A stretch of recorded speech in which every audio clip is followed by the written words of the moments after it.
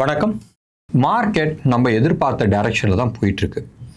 Almost ஷார்ப்பாக நேற்று வந்து மேலே போனதுக்கப்புறமா இன்றைக்கி வந்து ஒரு கிடுகிடுன்னு கீழே விழுந்துச்சு. நிறைய பேர் வந்து ஷார்ட் பண்ணாங்க, வச்சு பண்ணாங்க, நேற்று மாதிரியே வச்சு பண்ணாங்க. நேற்றாச்சும் கொஞ்சம் மைனஸ் வந்துட்டு தான் பண்ணிச்சு. இன்றைக்கெலாம் நல்லா மைனஸ் போயிட்டு அங்கேருந்து தூக்குச்சு. ஷார்ட் கவரிங் நிச்சயமாக இருக்கும், ரைட்? நிறைய பேர்த்துக்கு வந்து அந்த தில்லு வந்து என்னன்னா 24,500 லெவலில் க்ராஸ் பண்ணல.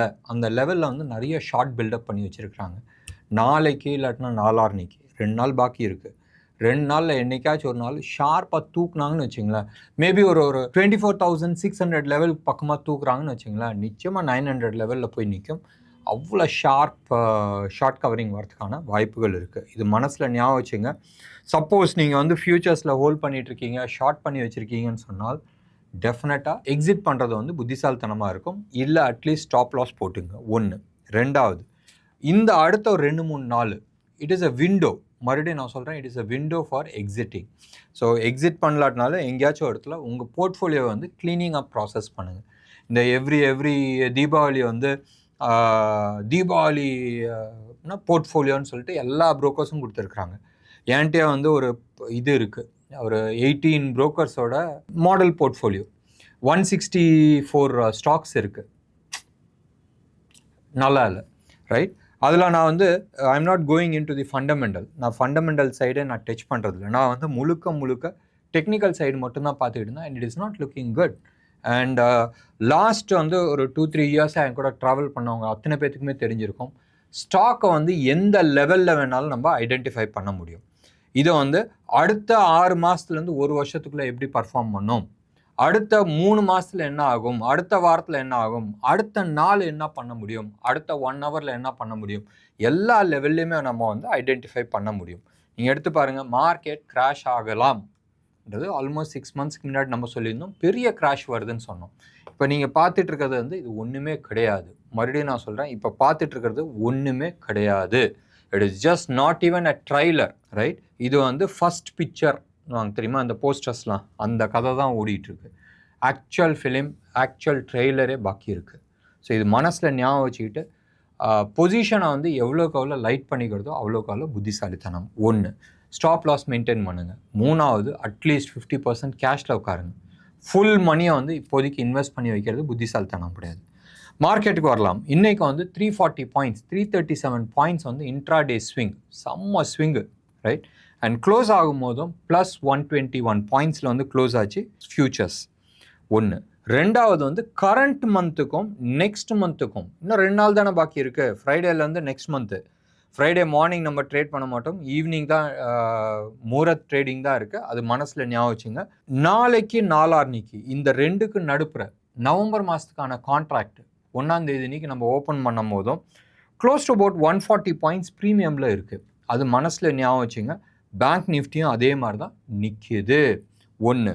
2வது, இன்றைக்கி வந்து பேங்க் வந்து ஆல்மோஸ்ட் 977 பாயிண்ட்ஸ் வந்து ப்ரீமியமில் இருந்துச்சு. இன்ட்ராடே ஸ்விங் ஒன்றும் பெருசாக இல்லை. இன்ட்ராடே ஸ்விங் வந்து 1035. ஸோ ஆல்மோஸ்ட் அந்த ஹையில் தான் வந்து க்ளோஸ் ஆகிருக்கு. பேங்கிங் செக்டரில் ஐசிஐசிஐ இன்றைக்கி வந்து major contributor with respect to Nifty, bank நிஃப்டியோட ஆல்மோஸ்ட் 1000 பாயிண்ட்ஸ் ரேலியில். ஹெச்டிஎஃப்சி ஓரளவுக்கு சப்போர்ட் பண்ணிச்சு, ஆக்சிஸ் பேங்க் ஓரளவுக்கு சப்போர்ட் பண்ணிச்சு. இவங்களாம் ஹெவி வெயிட்ஸில் லேசாக சப்போர்ட் பண்ணால் கூட அப்படி தூக்கிடும். இன்றைக்கு வந்து ராஜா, ரைட்? ஹோல் ட்ரேடிங்கில் வந்து ராஜா யாருன்னு சொன்னால் ஃபெடரல் பேங்க் வந்து 8.4% அப் ஆகிருக்கு.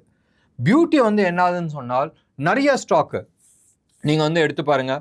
டெக்ஸான் இருக்கும், டெக்ஸான் பற்றி நம்ம அப்புறமா பேசலாம். மணப்புரம் இருக்குது, பிஎஃப்சி இருக்குது, ஆர்இசி இருக்குது, பல்ராம்பூர் சீனி இருக்குது. இன்ஃப்ராவில் வந்து கண்டெய்னர் கார்பரேஷன் ஆகட்டும், இல்லை ஜிஎம்ஆர் இன்ஃப்ரா ஆகட்டும், இவங்க எல்லாருமே வந்து ஷார்ட் கவரிங்கில் தான் மேலே போச்சு. தோ டெக்னிக்கலாக நீங்கள் வந்து எடுத்து பார்த்தீங்கன்னா அது ஷார்ட் கவரிங்காக காட்ட தெரியாது. பட் சார்ட்டில் நீங்கள் வந்து 15 மினிட்ஸ் இல்லை 75 மினிட்ஸ் சார்ட்டை நீங்கள் போட்டு பார்க்கும்போதும் ஷார்ட் கவரிங்கில் காட்டியிருக்கு. பட் ஃபெடரல் பேங்க் ஒரு பிரேக் அவுட் கொடுத்துருக்கு, ரைட்?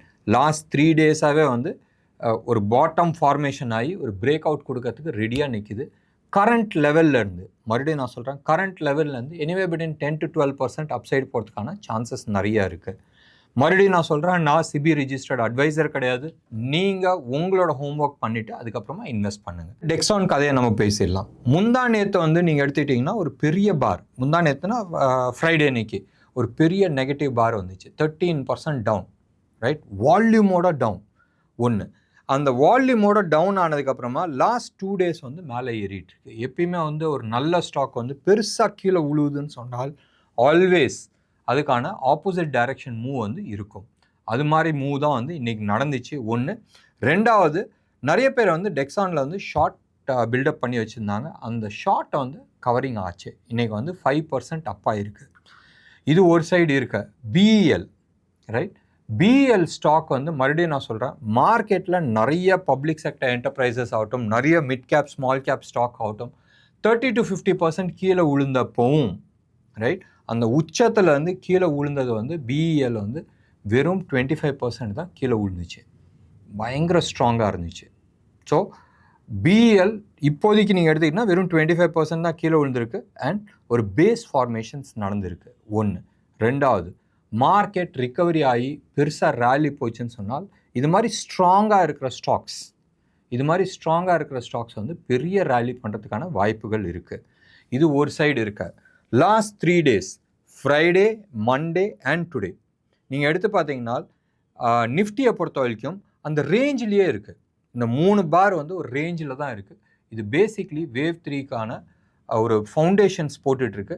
அண்ட் ப்ராபப்ளி, ரைட், இந்த லெவலில் இருந்து ஒரு அப்ஸ்விங் கொடுக்கறதுக்கான சான்சஸ் நிறைய இருக்குது. அந்த அப்ஸ்விங் வந்து basically it will mark as wave 4. அப்படி வேவ் 4 மார்க் ஆகலான்னு சொன்னால் முதல்ல ஒரு 7 நாள் நேரோ ரேஞ்ச் போட்டு அதுக்குமா கீழே வந்துச்சு. அதே மாதிரி தான் டைம் கரெக்ஷன்ஸ் இல்லாத கீழே விழுந்து மேபி அதுக்கப்புறமா லேட்டஸ்ட் ஸ்டேஜஸில் அப்சைடு வரதுக்கான வாய்ப்புகள் இருக்குது. But as of now my gut feeling says that நாளைக்கு இல்லை நாளான்னைக்கு ஒரு ஷார்ப் அப் மூவ் கொடுத்து ப்ரைஸ் கரெக்ஷன்ஸ் அப்சைடில் வந்து முடித்து கீழே டவுன் சைடில் எனிவே பிட்வீன் 23 to 23,300 400 அந்த ஜோன் வரத்துக்கான வாய்ப்புகள் நிறையா இருக்குது. அடுத்தபடியாக, ரைட், ஒரு இன்ட்ரெஸ்டிங்கான ஃபேக்டர் நீங்கள் வந்து எடுத்து பாருங்களேன். Eicher Motors, right, Eicher motor ஒரு நல்ல உச்சத்தில் இருக்குது. சம்வேர் க்ளோஸ் டு அபவுட் 4,877 அந்த லெவலில் இருக்குது. இது வந்து ஃபியூச்சர்ஸோட ப்ரைஸ் 77 இல்லை 72 அந்த ப்ரைஸில் இருக்குது. பட் ஒரு பேட்டர்ன் கொடுத்துருக்கு. இந்த பேட்டர்ன் வந்து நிறைய நம்ம டிஸ்கஸ் பண்ணியிருக்கிறோம். அண்ட் அந்த பேட்டர்ன்லேருந்து கீழே விழுந்துச்சுன்னு சொன்னால் எனிவே பிட்வீன் 18 to 20% கீழே வரதுக்கான வாய்ப்புகள் இருக்குது. It shows, right, it shows somewhere close to about 3,500 3,300 வரைக்கும் கீழே வரதுக்கான வாய்ப்புகள் இருக்குது. சப்போஸ் ஏச்சர் மோட்டரோட ஸ்டாக்ஸ் நீங்கள் ஹோல்ட் பண்ணுறீங்கன்னு சொன்னால் கொஞ்சம் அப்படி ஸ்டாப் லாஸ் போட்டுக்கிறது புத்திசாலித்தனமாக இருக்கும்.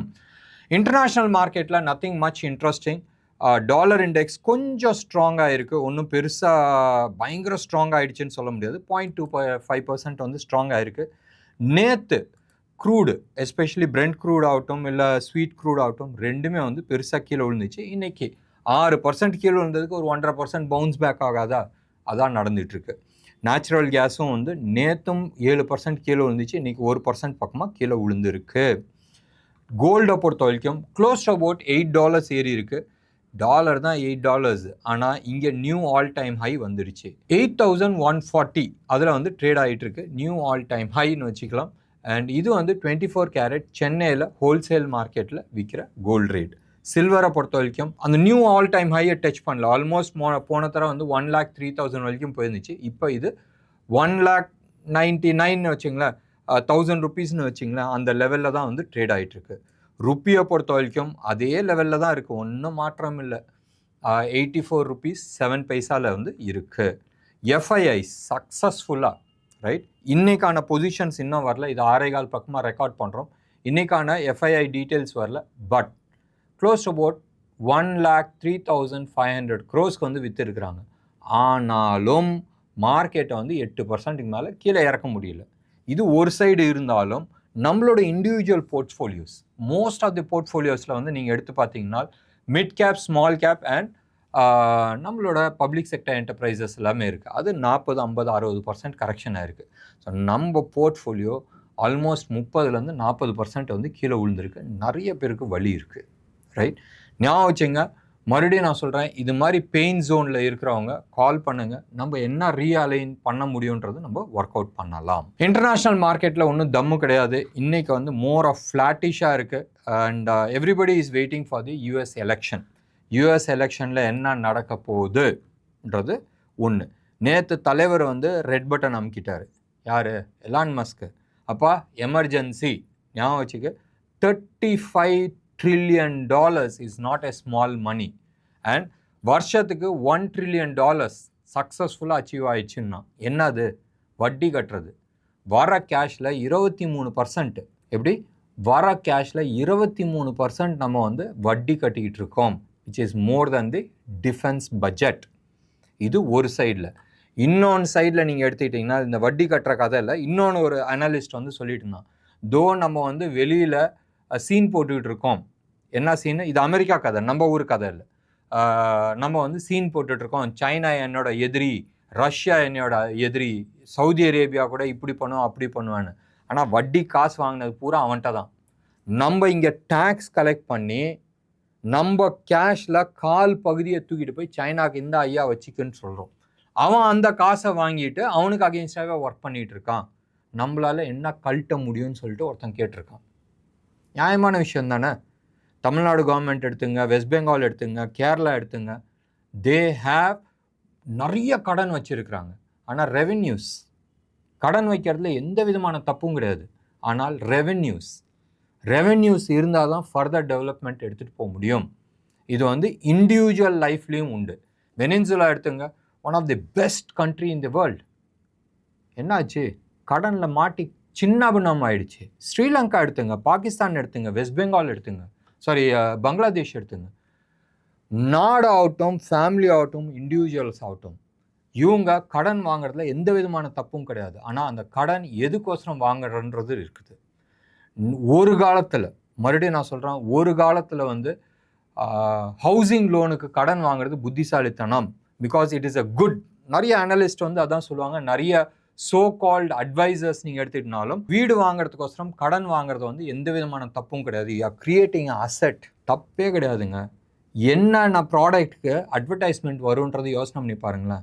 நல்ல விஷயத்துக்கு அட்வர்டைஸ்மெண்ட் வருமா, இல்லை கெட்ட விஷயத்துக்கு வருமா?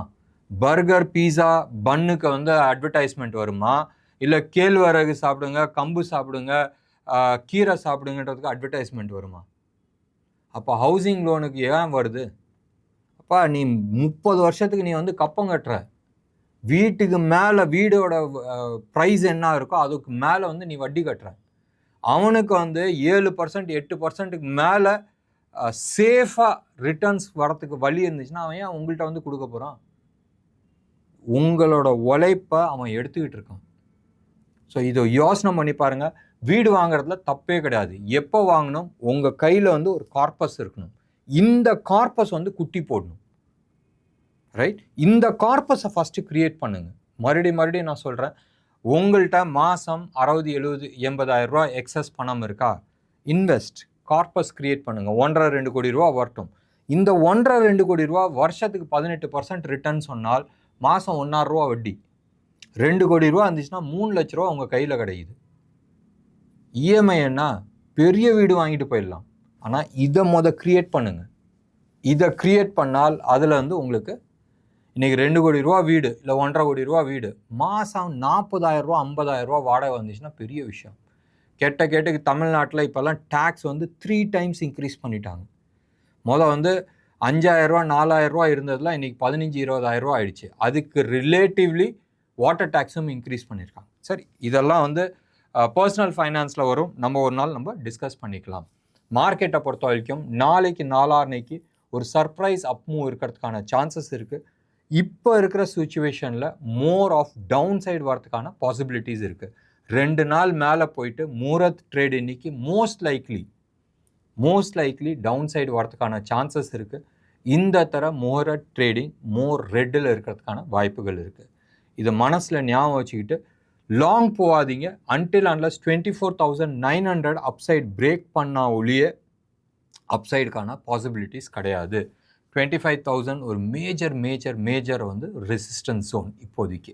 இது மனசில் ஞாபகம் வச்சுட்டு அதுக்கு தந்தாப்பில் உங்களோட பொசிஷன்ஸ் எடுத்துங்க. என்ன நேயர்களே, இன்னைக்கு ப்ரோக்ராம் உங்களுக்கு பிடிச்சிருந்துச்சுன்னா லைக் பண்ணுங்கள், ஷேர் பண்ணுங்கள். டெஃபினட்டாக உங்களோட கமெண்ட் பாக்ஸில் கொடுங்க. நன்றி, வணக்கம்.